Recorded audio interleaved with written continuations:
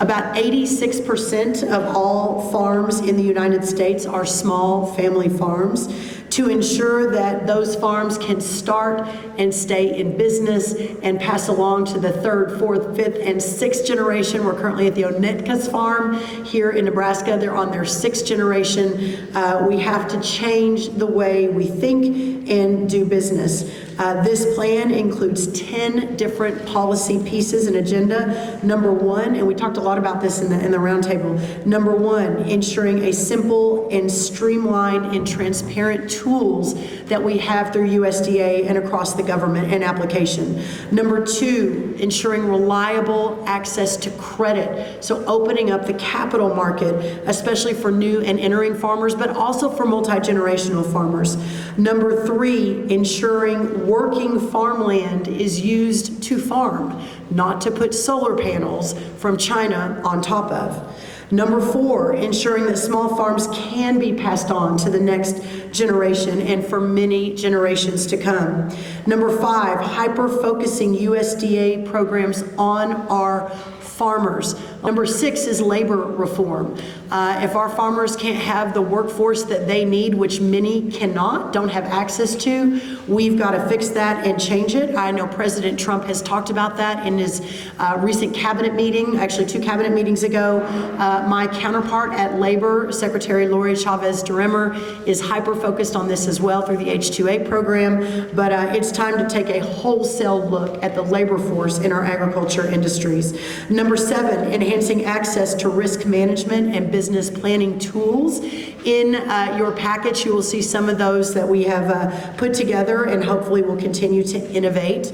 Number eight, ensuring the definitions of farm size reflect modern day realities. That's more for grant making and grant applications, but that's important for our smaller farmers. Number nine, enhancing farmer access to educational resources. And number 10, expanding the rest of the small farm toolkit. Again, what a joy to be here. This is the first step of many steps we will be taking. You'll be hearing about more initiatives, more programs, more partnerships in the coming weeks and months.